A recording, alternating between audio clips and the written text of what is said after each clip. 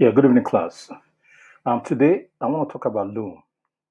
I decided to talk about Loom because I've been trying to understand Loom for quite some time now. So this tool pool presented an opportunity for me to understand Loom a little better. I'm going to use Loom to present um, this presentation, the Loom video functionality to present this PowerPoint deck. So two things are going to be happening. I'm going to be talking about Loom, and then I'm going to be using Loom video to make presentation about Loom. So what actually is Loom? Loom Loom is an instant video recorder, meaning that you can record yourself and then share it almost immediately. You can record the screen that you're working on. Probably you're trying to share your screen with your boss, with your friend, with your colleagues at work. You can quickly use Loom to record yourself and then share it immediately. You can also use it for self recording. I probably want to share it online, or you want to share it in the social media.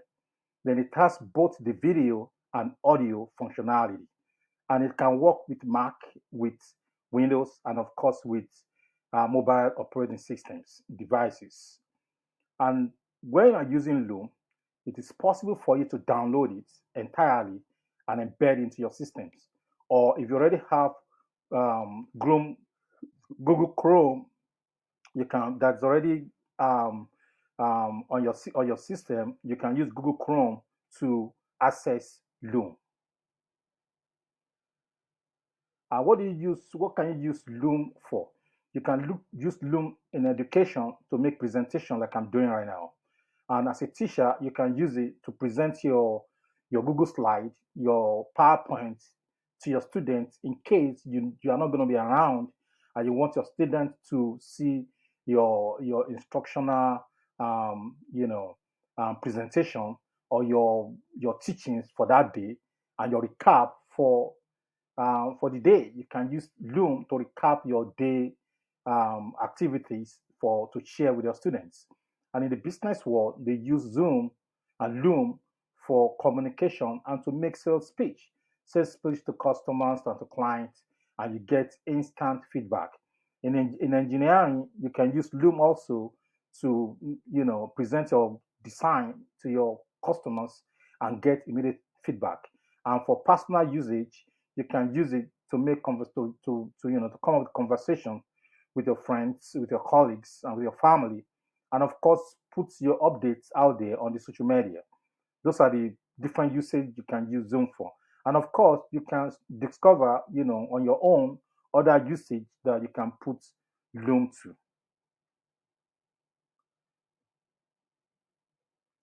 So how do you get started with Loom? When you want to get started with Loom, you have to sign in. You have to sign up. You have to go to www.loom.com. You have to go to loom.com and sign up, and it's free. So you can sign up using your Google account. You can use your Slack account. You can use your email account to sign up, and then sign an agreement. Agreement is the terms of your of the services, and a lot of questionnaire will come along that's gonna ask you about yourself and what you want to use this Loom for, and how soon you're going to be using it, or how frequent are you going to be using it, and those kind of things. You have to answer those questions to be able to, get signed in eventually. So, like I said earlier on, if you already have Google Chrome on your systems, you can embed it there, and you can also download it on your computer or on your iOS devices. So, like I said earlier on, you can put your metadata, that's your personal data, your name, your email, and other information that will be asked of you, on their website, so that they can capture your person, and then you're allowed to now sign in. And when you sign in, you have to create a workspace, and that workspace becomes almost like your library, that becomes your kind of workshop where you can create all your work and your videos and your presentations are stored in there.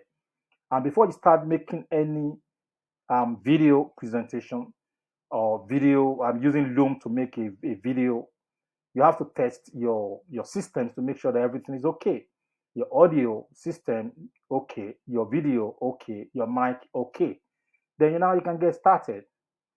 So getting started with recording, meaning that you have to first check whether you want to, present or show the full screen. And with the cam, like I'm doing right now, I'm showing both the screen and the cam.